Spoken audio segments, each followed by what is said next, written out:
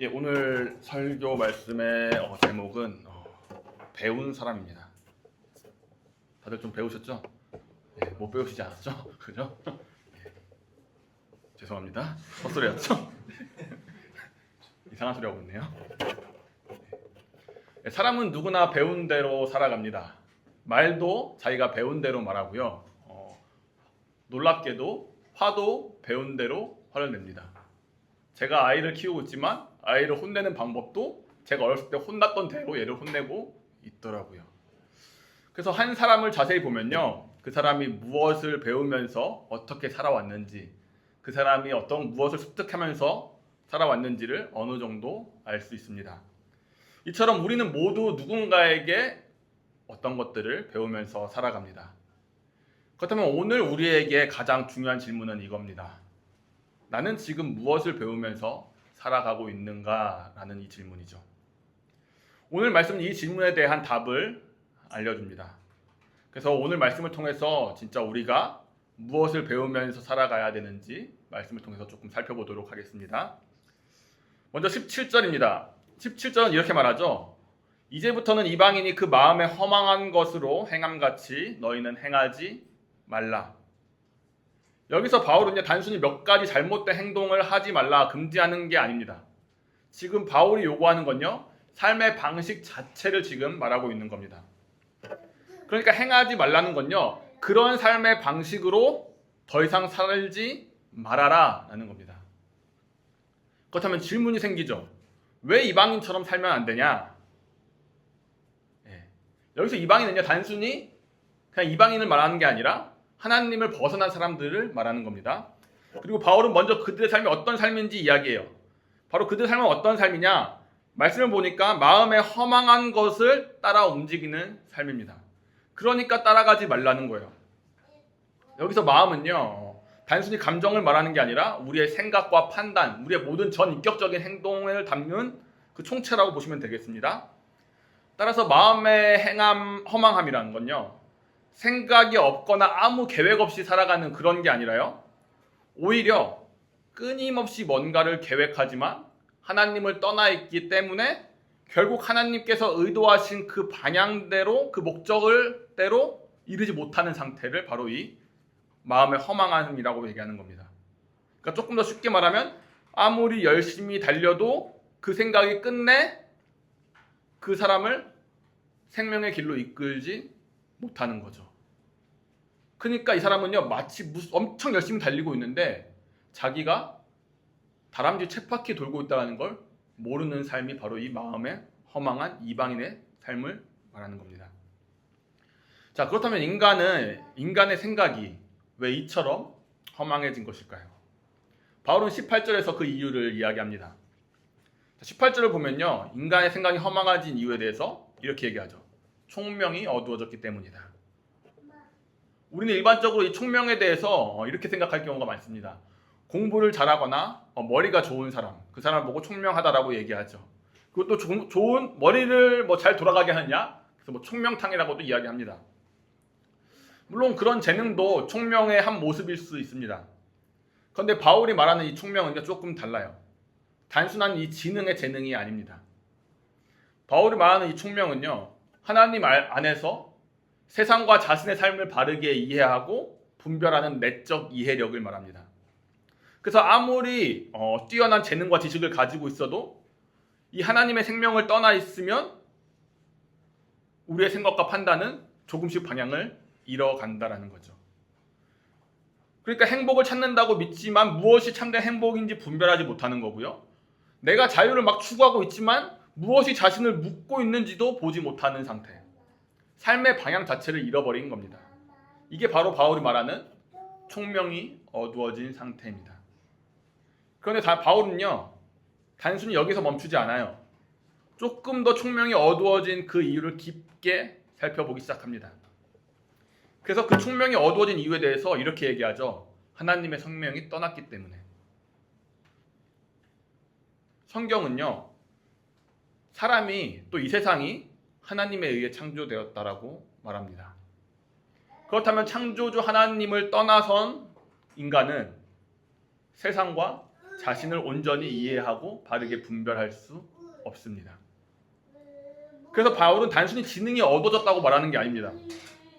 하나님을 떠난 사람은 하나님이 창조한 이 세상과 자신을 바르게 이해하는 이해와 그 판단 자체를 제대로 행할 수가 없다라는 거죠. 그러면서 바울은 조금 더 깊게 이야기해요. 왜 사람들이 하나님의 생명에서 떠나는가? 그 중에 바울은 그들 속에 있는 무지를 이야기합니다. 근데 그 무지보다 더 깊은 원인을 또 한 번 더 다루죠. 바로 마음이 굳어졌기 때문이라고 본문은 이야기합니다. 여기서 굳어짐이라는 이 단어는요, 또 다르게 번역하면은 굳은 살이라는 단어를 가지고 있습니다. 뜻을. 자, 손에 굳은 살이 박히면 어떻게 되나요? 처음에는 거슬립니다. 그래서 어렸을 때 철봉을 많이 하다 보면 거슬려서 이거를 떼기도 하죠. 물집이 잡혀서. 그래서 따가움도 반복되고 어떤 느낌도 반복됩니다. 새살이 돋기도 하고요. 근데 이 굳은 살이 단단해지기 시작하면 어떻게 되죠? 감각이 무뎌지기 시작하고요. 이처럼 하나님을 거부하는 삶이 반복되면 반복될수록 마음은 하나님의 말씀과 그 은혜에 점점 무감각해지는 겁니다.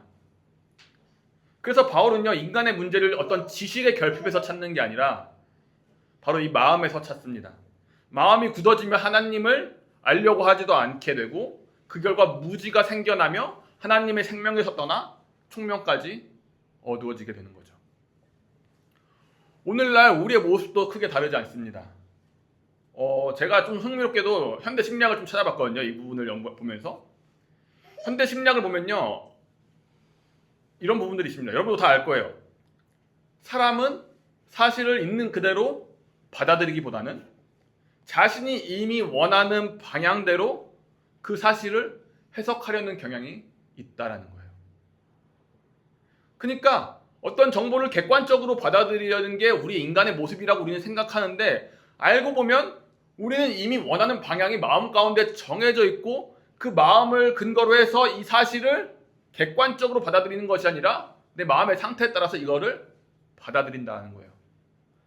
그래서 이거를 현대 심리학 용어로 동기화된 추론이라고 합니다. 그러니까요, 우리는 정보가 부족한 시대가 아니라 정보가 넘쳐나는 시대에 살고 있습니다. 검색을 하면요, 답을 찾을 수 있고 AI는 모든 답을 알려줍니다. 그런데 사람들은요, 놀랍게도 같은 정보를 줬음에도 불구하고 전혀 다른 결과를 내립니다. 왜 그래요? 정보가 부족해서인가요? 아니에요. 마음이 먼저 방향을 정했기 때문에 그렇습니다. 결국 생각은 마음을 따라간다는 걸 현대 심리학도 말해주고 있는 거죠. 그리고 오늘 본문 성경은요, 성경에서 바울은 이미 2000년 전에 그 뿌리를 이미 이야기했던 거예요. 인간의 가장 깊은 문제는 지식의 결핍이 아니다. 정보가 없어서 문제가 아니다. 하나님을 향해 굳어진 마음, 그 마음이 문제다라는 거예요.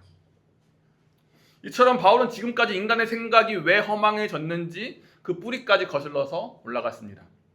마음이 굳어지자 무지가 생겼고 하나님의 생명에서 떠나게 되면서 총명이 어두워졌다는 거예요. 그러면서 바울은 이제 이 허무한 생각이 가져온 결과, 그게 우리의 삶 가운데 어떻게 나타나는지를 이야기합니다. 그 결과를 세 가지로 보여줘요. 먼저 감각 없는 자가 됐다고 이야기합니다. 여기서 감각은요, 단순한 죄책감 정도가 아니에요. 삶을 바르게 인지하는 영적인 감각을 말합니다. 마치 자동차 센서를 비유한다면 그런 거죠. 센서가 고장나면 엔진에 문제가 생겨도 경고등이 켜지지 않거나 아무 문제가 없는데 경고등이 들어오거나, 마음이 병들어도 병든 줄 모르고 하나님과 멀어져도 멀어진 줄 모르고 욕망에 끌려가도 끌려가는 줄 모르는 거죠. 그러니까 문제는요, 위험이 없는 게 아니라 위험을 감지하는 그 능력이 상실된 겁니다. 이게 바로 감각 없는 자가 되었다라는 거예요. 마비가 된 거죠. 찔러도 모르는 상태. 또 감각을 잃으면 그 다음 단계가 찾아와요. 그 다음 단계가 바로 자신을 방탕에 내어주는 단계입니다. 자, 여기에 그 누구 가운데, 이 세상의 그 누구 가운데 대놓고 처음부터 내가 욕망의 노예가 되어야지라고 결심하는 사람은 없습니다. 그런 사람은 이상한 사람이죠. 모두가 스스로 최선의 선택을 하고 무언가 철저히 점검한 다음에 이것이 가장 바람직한 거야 라고 생각하면서 어떤 결정을 합니다. 그리고 내가 내 삶을 통제하고 있다고 스스로 생각해요. 근데 어느 순간 우리도 모르게 이 주객이 전도된다는 거예요. 내가 욕망을 사용하고 있는 줄 알았는데, 내가 선택한 어떤 결과인 줄 알았는데 어느 순간 이게 바뀌어서 욕망이 나를 사용하고 있는 거예요. 그래서 나도 모르게 돈을 벌기 위해 내가 일한다고 했는데 돈이 어느 순간 나를 이끌어가고 있고, 가정을 지키기 위해서 삶의 자리를 마련하려고 했는데 어느 순간 뭔가 아파트, 어느 순간 뭔가 내년의 삶의 계획들이 나를 주객이 전도돼서 이끌어가고 있다는 겁니다. 나는 내가 쾌락을 즐기는 줄 알았는데 쾌락이 어느 순간 나를 지배해버리는 거죠. 이게 바로 바울이 말하는 자신을 내어주었다라는 의미입니다. 처음부터 다시 한번 말하지만 욕망이 노예가 되겠다고 결심하지 않는다는 거예요. 그런데 욕망을 반복해서 허용하고 분별력 없이 계속 그 길을 걷는다면 어느새 욕망이 내 머리 위로 와서 나도 모르게 나를 지배하고 있게 된다는 겁니다. 그 결과가 어떤 거냐? 바울이 이렇게 이야기하죠. 모든 더러운 것을 욕심으로 행한다. 여기서 말하는 욕심도요, 단순히 욕심이 많은 거, 그런 걸 얘기하는 게 아니에요. 여기서 욕심은요, 사람을 끊임없이 더 원하게 만들고 결코 만족하게 만들지 않는 욕망입니다. 우리는요, 모든 인간은 자신을 채워줄 것 같은 그 무언가를 붙들어요. 그게 날 채워줄 거라고 나도 모르게 믿고 있는 거죠. 믿는다라고 말은 하지 않지만 나도 모르게 믿고 있는 거예요. 그래서 이것만 있으면 내가 좀 괜찮아질 것 같아. 이것만 있으면 내가 지금 행복할 것 같아. 지금보단 나을 것 같아. 이렇게 기대하죠. 근데 막상 그걸 얻고 나면 어때요? 자신이 생각한 것처럼 기쁘지 않아요. 그 기쁨은 되게 단편적이라는 거예요. 그래서 사람은요, 이게 답이 아니었나 보네 하고 또 다른 대안을 찾기 시작합니다. 그런데 그 대안이 또 어때요? 또 그 다음 대안은 어때요? 뭔가를 채워줬습니까? 그 대안들도 결국 같은 답을 준다라는 거예요. 단편적이라는 거예요. 일시적이라는 거예요. 같은 결과를 가져와요. 그렇게 우리 삶이 계속 반복되거든요. 그러면요, 내가 답이라고 믿었던 것들이 어느 순간 사라지기 시작해요. 그러니까 이 세상 가운데 처음에 내가 생각한 답이 이만큼 많았는데 내가 삶을 살면서 이 답이 이것도 아니고 이것도 아니고 이것도 아니고 이것도 아니면 어느 순간 내 마음이 나도 모르게 초조해지기 시작하는 거죠. 불안이 잡기 시작하는 거예요. 진짜 대안과 답은 뭐지? 그러면서 허무주의까지 가게 되는 겁니다. 그러면서 공허까지 가게 되는 거예요. 이렇게 사람은요, 이 초조와 불안 가운데 점점 메말라가고 점점 지쳐가는 겁니다. 이제 무엇이 나를 살릴 수 있는지도 모른 채 또 다른 답을 찾아서 헤매기만 하는 거예요. 최근에 이효리가 뭐 어떤 그런 얘기를 했더라고요.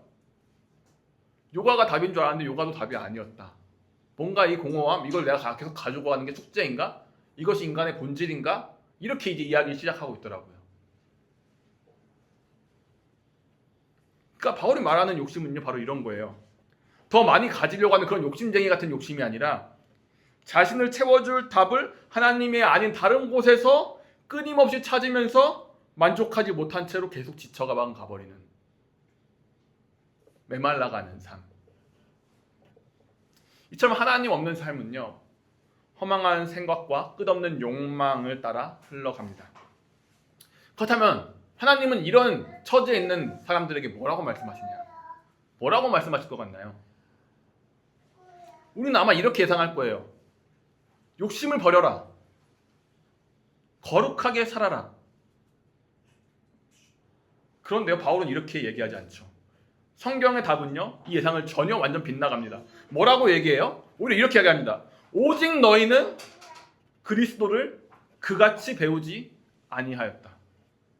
그러니까 바울은요, 먼저 더 많은 명령을 하지 않는 거예요. 이렇게 해라, 저렇게 해라, 이게 답이 아니다, 이렇게 해야 된다, 이거 하지 말아라, 그렇게 얘기하는 게 아니라 오히려 그리스도를 배우라라고 얘기하는 거예요.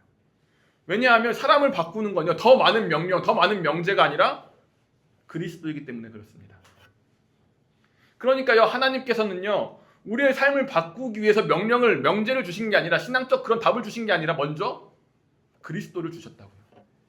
그리스도를 먼저 배우게 하셨다라는 겁니다. 우리는 보통 성경을 배우고 교리를 배우고 신앙을 배운다라고 말합니다. 그런데 바울은 그렇게 말하지 않는다는 거예요.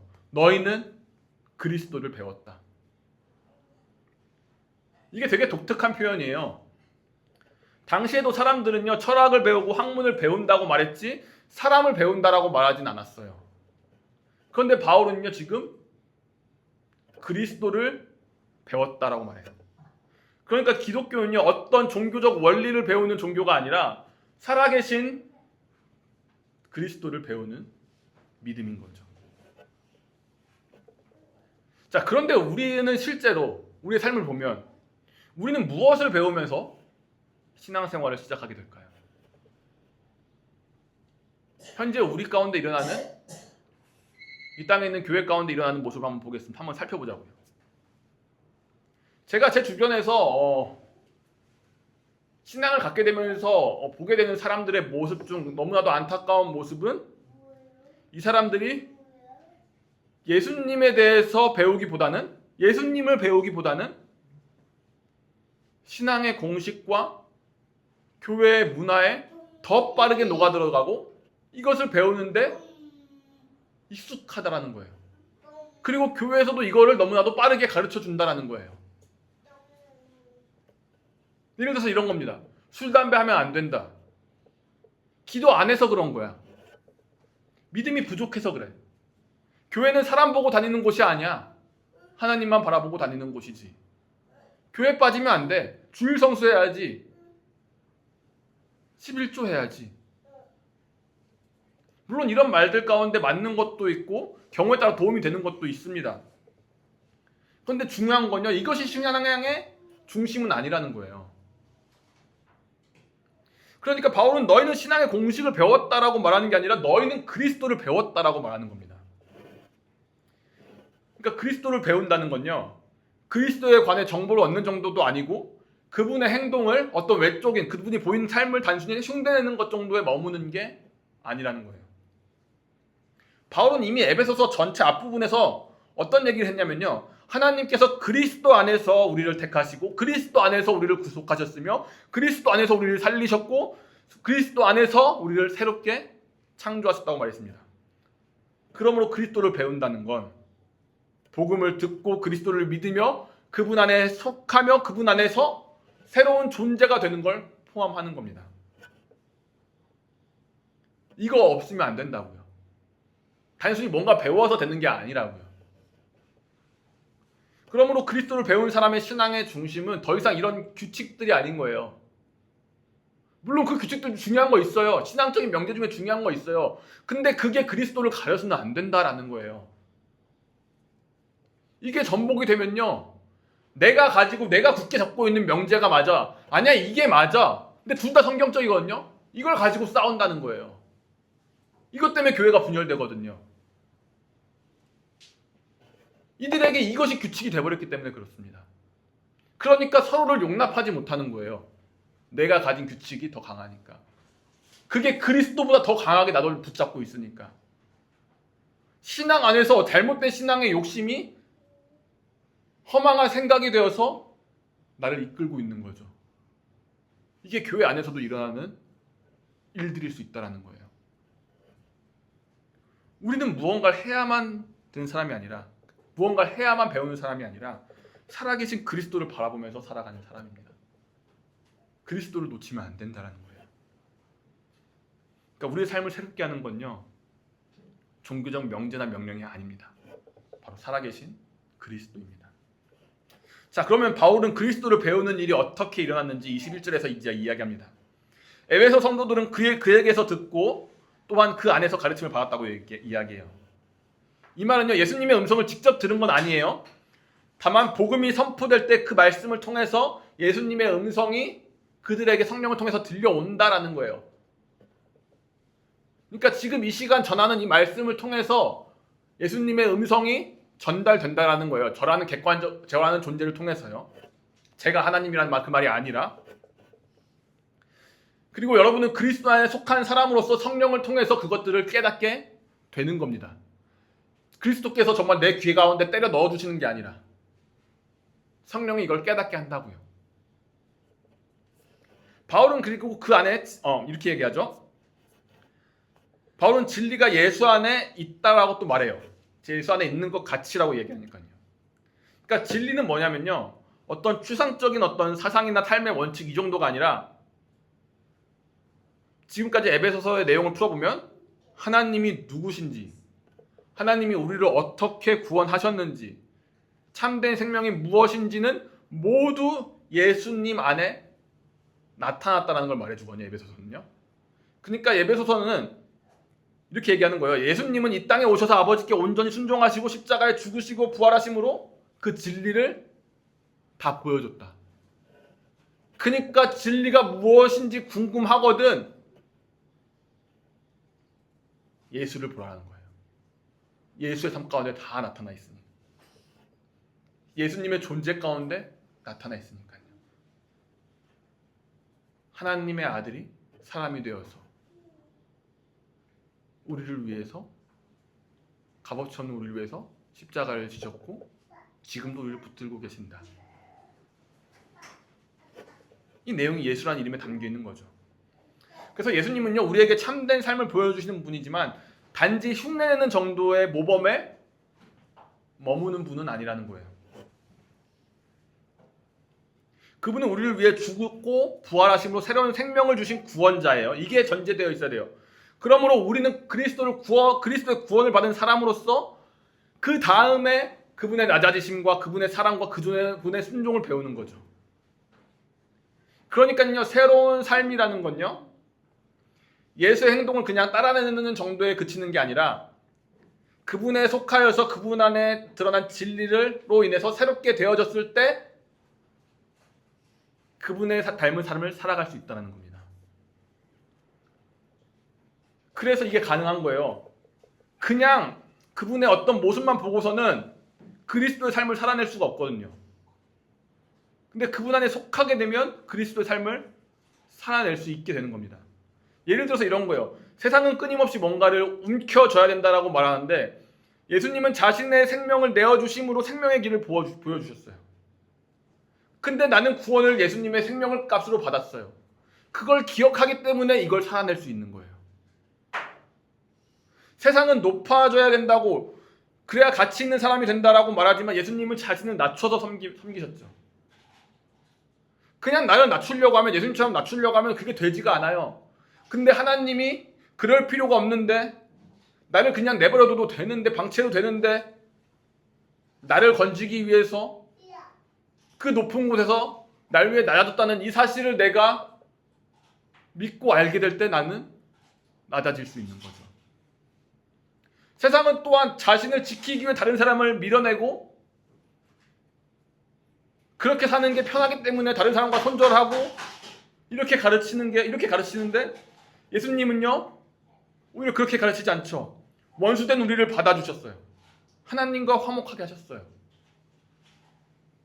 하나님은요, 자신의 아들을 죽인 원수가 우리거든요. 근데 그런 우리를 살리기 위해서 아들을 내어주셨어요.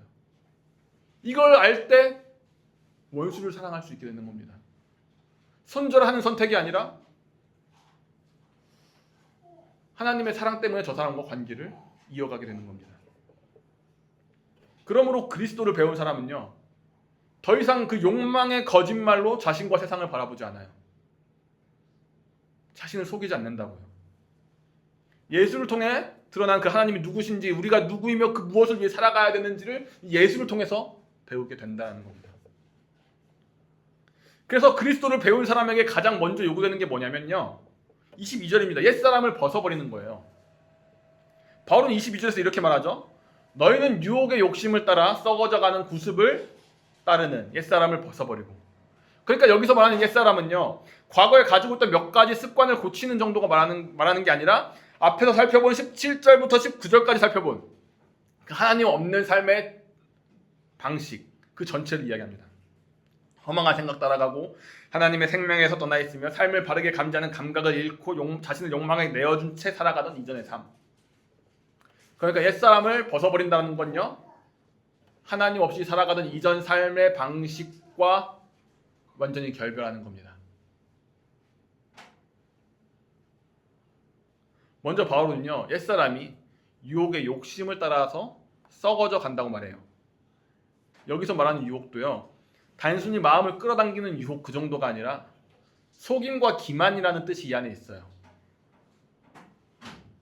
그러니까 이 안에는요, 속임의 욕망이라는 말로 직역하면은 그런 속임의 욕망인 거예요. 직역하면. 그러니까 우리에게 뭔가 다 줄 것처럼 약속하지만, 그걸 줄 것처럼 약속하지만 결국에 우리를 망가뜨리는. 그래서 바울은 썩어져 간다라고 이야기하는 거예요. 한순간에 무너지는 게 아닙니다. 천천히 한 번 한 번 자신을 내어줄수록 자신의 생각과 관계와 삶이 조금씩 무너지는 거예요.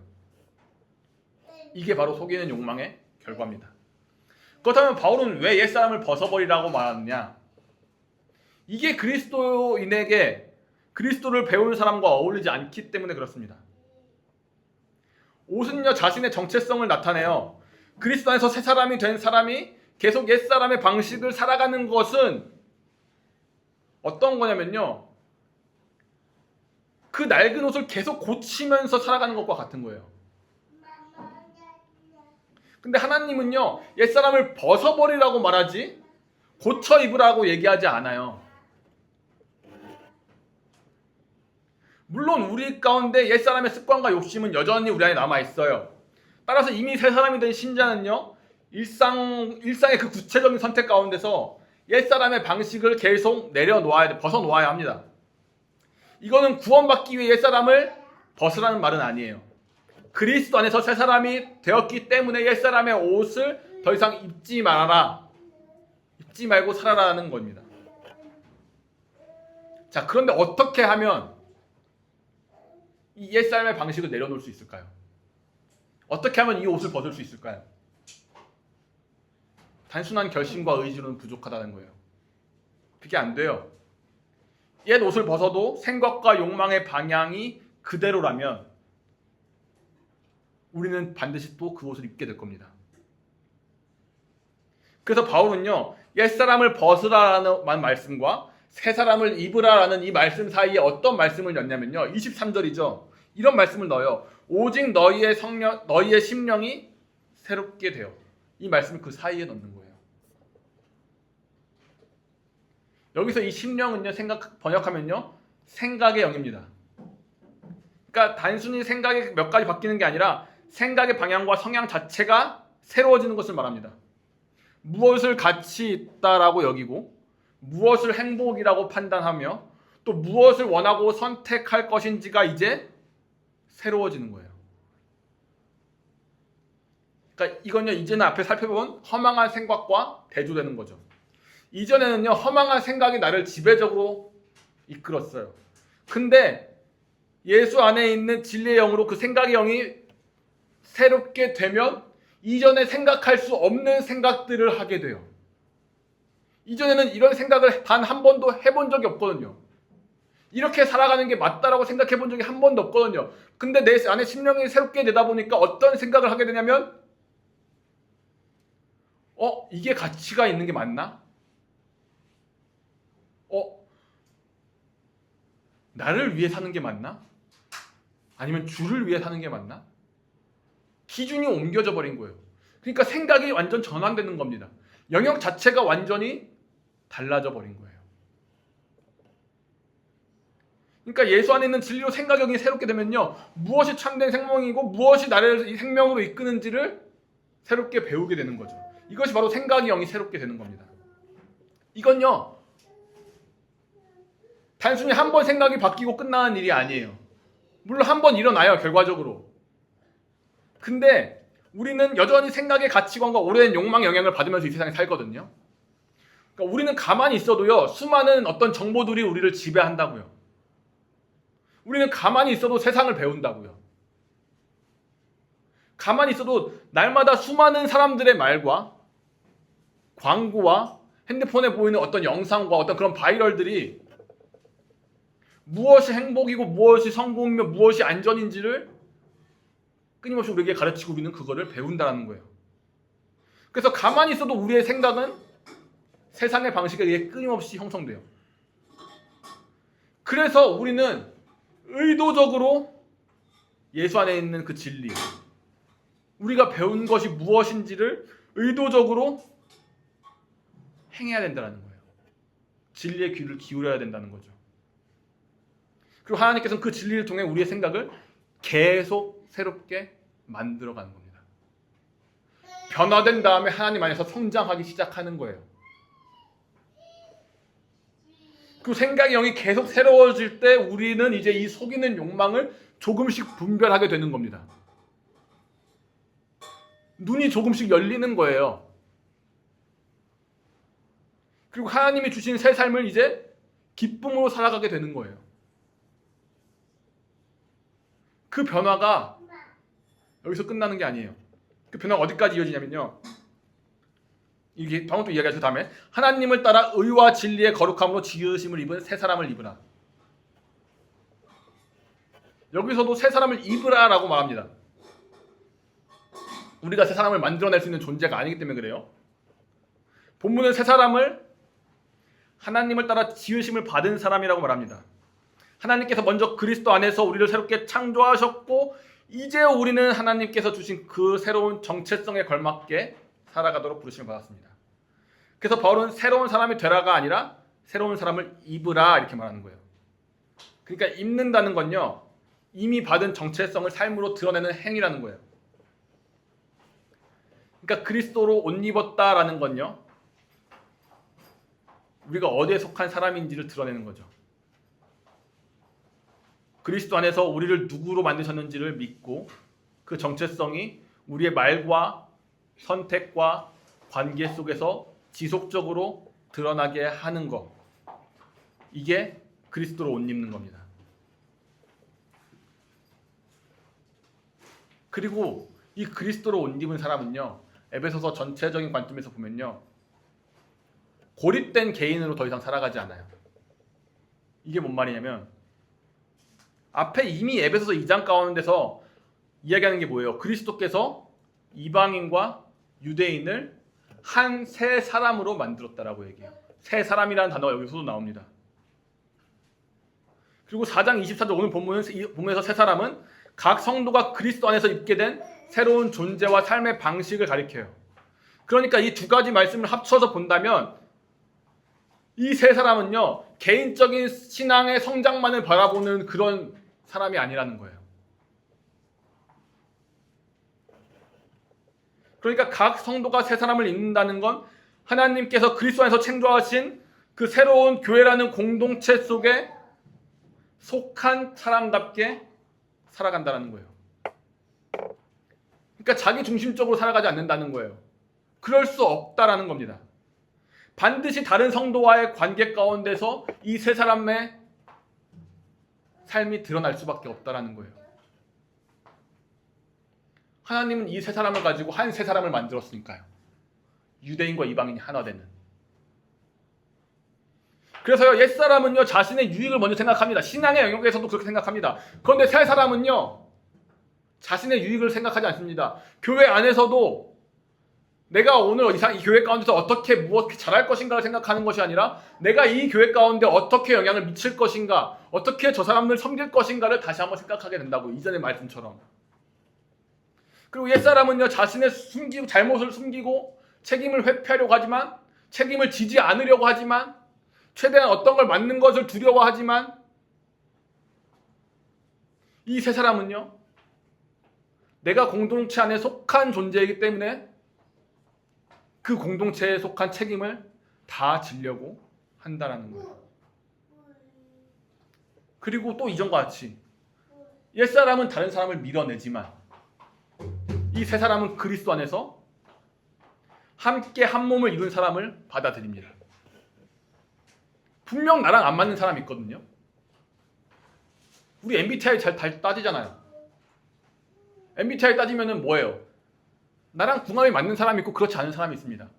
그럼 그냥 농담으로 얘기하면 예수님의 MBTI는 뭔가요? 부처님의 MBTI는 뭔가요? 예수님이랑 내 MBTI가 안 맞고 부처님이랑 MBTI가 맞으면 글로 갈 건가요? 아니잖아요. 세 사람은요, 그리스도 안에서 함께 한 몸을 이룬 사람으로서 서로를 받아들인다고요. 이게 바로 하나님 안에서 재창조된 새 사람이에요. 그래서 마지막 절에서 이렇게 이야기하죠. 바울이 이 세 사람이 하나님을 따라 창조되었다. 하나님을 따라.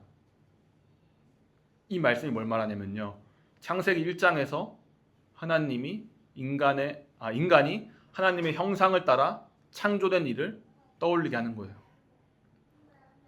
죄로 인해서 인간은 하나님의 형상을 온전히 드러내게 되지 못했지만 하나님께서는 이제 그리스도 안에서 우리를 다시 하나님의 형상을 따라 새롭게 창조한 거예요. 이게 바로 새 창조예요. 그러니까 우리는 조금 나아진 사람이 아니라 완전히 새로워진 사람이 아닌 거예요. 그래서 말하죠. 이전 것은 지나갔으니 보라 새 것이 되었도다. 그 모습이 바로 의와 진리의 거룩함입니다. 그러니까 의와 진리의 거룩함은 내가 의로워지려고 하고 진리의 거룩함을 갖추려고 해서 갖춰지는 게 아니라 예수를 배울 때 가능하다는 거예요. 말씀을 맺겠습니다. 사람은 결국 배운 대로 살아갑니다. 무엇을 행복이라고 배웠는지, 무엇이 나를 안전해준다고 배웠는지, 무엇을 붙들어야 가치 있는 사람이라고 배웠는지가 우리의 생각과 삶을 바꿉니다. 그래서 오늘 우리에게 가장 중요한 질문이 이겁니다. 나는 지금 무엇을 배우며 살아가고 있는가? 나는 지금까지 무엇을 배웠고 앞으로 무엇을 배울 것인가? 세상은 지금도 또 앞으로도 우리에게 끊임없이 가르칠 겁니다.